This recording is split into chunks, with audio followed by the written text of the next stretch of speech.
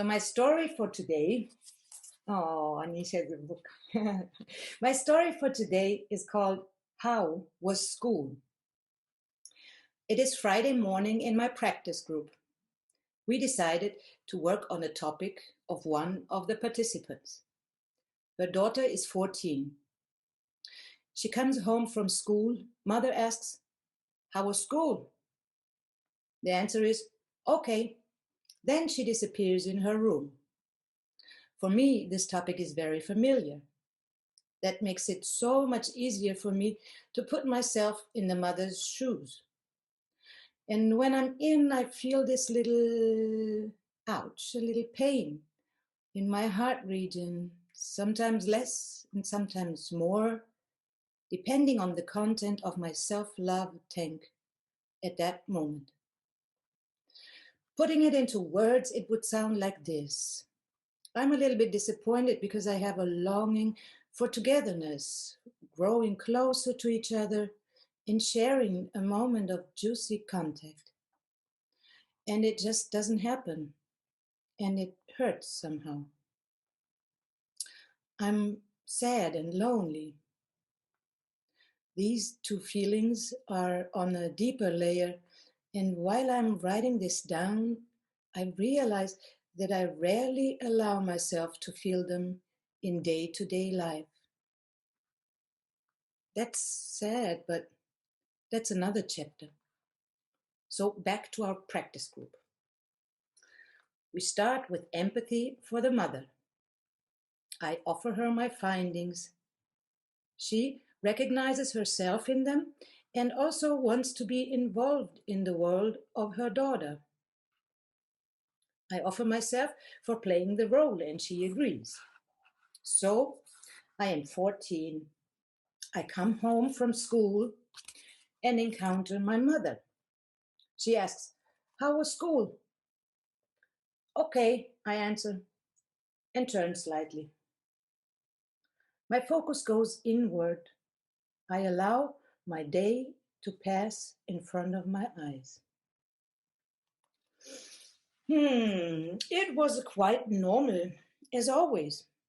Many pupils, a lot of noise, especially the minors are so loud. During the lessons, sitting, trying not to stand out in a negative way, trying not to annoy the teacher, but showing up enough just to be noticed.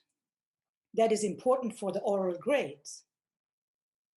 Pretending to be interested, keeping all emotional impulses like frustration or anger in place, not showing that I'm bored, wrapping up all my stuff at the end of each lesson, rushing to the next classroom, queuing up for a butter pretzel at the kiosk for ages.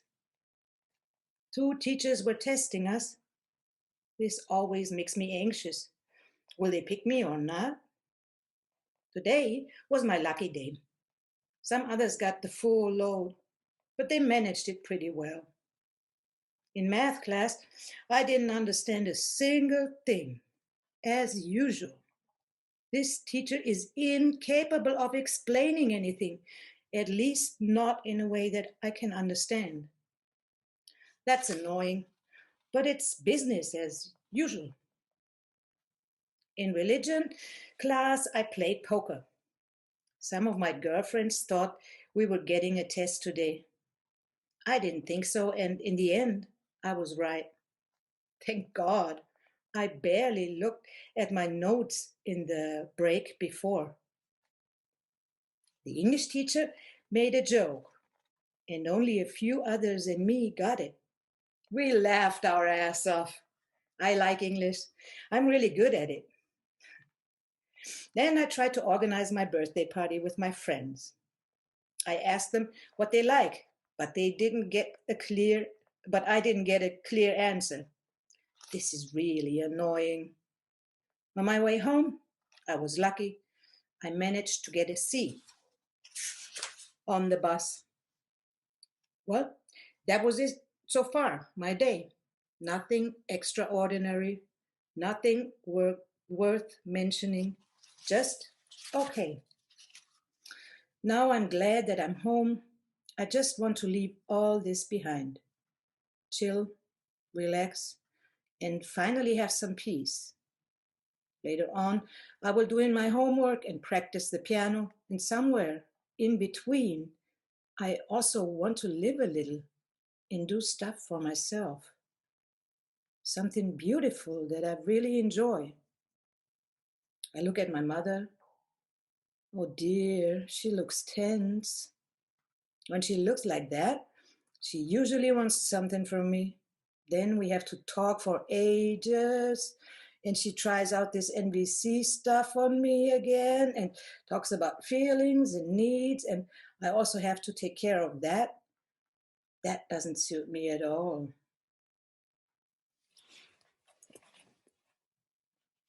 I step out of the role and stand up. I share what I just experienced in the role. We agree that a conversation at this point doesn't make any sense. Instead, we delay it until the dust settles.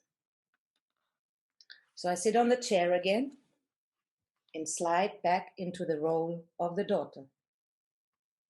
Mother says, when you come home from school, do you just want to leave everything behind you? Yes. And when you hear me asking how school was, does it annoy you? Well, it's annoying when you keep poking. If I say it was okay, it was okay. I just want you to believe me. That's all you need to know. I manage perfectly on my own. I'm no longer a baby. I no longer want you to interfere and go to the teacher.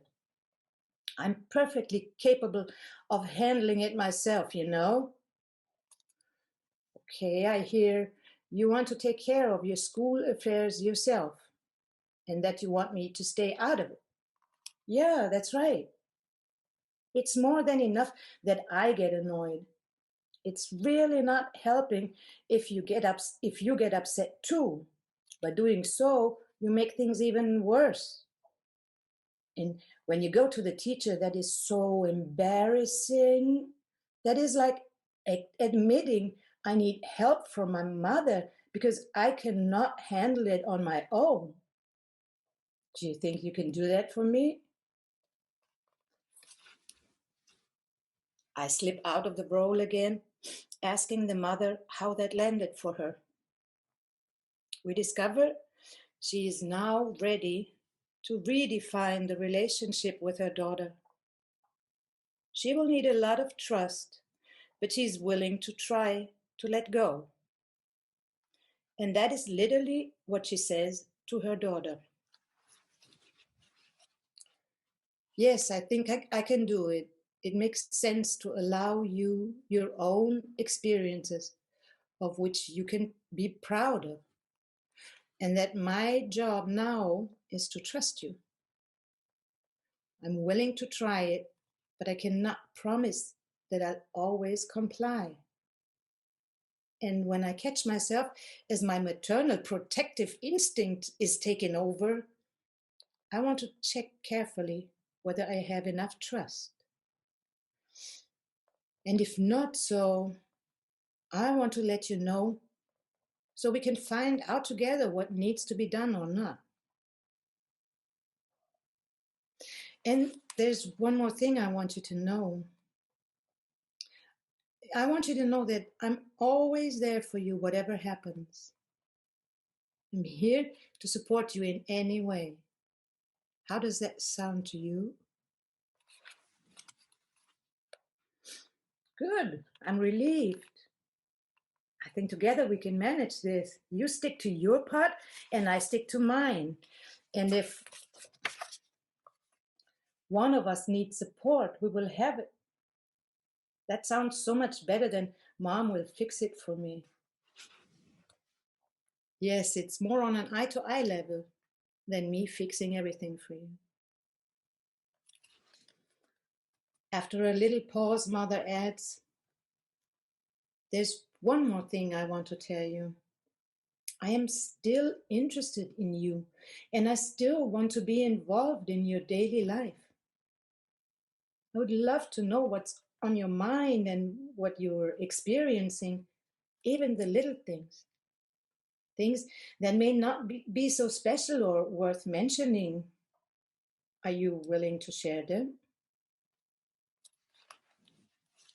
I'm surprised, but Mom, you don't tell me anything about you either.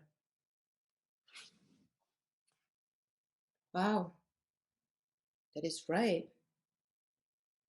I just realized that I don't do it either, and I wonder why. Maybe because not so much happens in my life, only little things. Do you want to hear them? Whenever I have time, I want to. For instance, now would suit me. And the mother begins to talk about the little things she experienced that morning.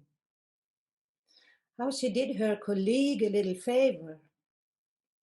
All the thoughts that she had about what she was going to cook later on, and what it was like when she was shopping for the ingredients. And then that things got hectic overall because of the phone call with her friend. And in some sort of magical way, out of nothing, space appeared. Space for the little things. Nothing special or particularly exciting, but beautiful anyhow. All these little treasures that she experienced. And when the mother was finished and paused for a brief moment, the daughter took over and began to tell her story. Little treasures. And everybody in the room was bathing in an ocean of astonishment of how valuable little things can be whenever they get space. And here's an add-on from Gundi. When my daughters came home from school that day, we sat on the terrace for dinner. I shared what I experienced in the practice group that day and mentioned the magic space that appeared between us. The plates had been finished for long, and still we hadn't finished telling stories about our little things when my mother came up the stairs from the garden for a brief request. She lives on the ground floor of the same house. I invited her to join us. Usually she doesn't stay because she doesn't want to be a burden, and then she leaves right away. At the most, she sits on the edge of the chair like this, ready to jump up instantly to disappear any given opportunity. On that day, however, she sat down with us on the whole surface of the chair, and she even leaned back. Everyone was astonished. Then she started to talk about her precious little things. And since this moment, I have been into this topic of space.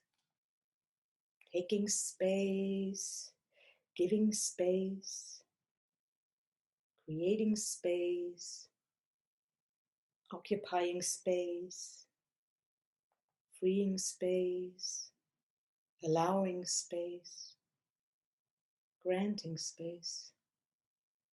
It's very exciting.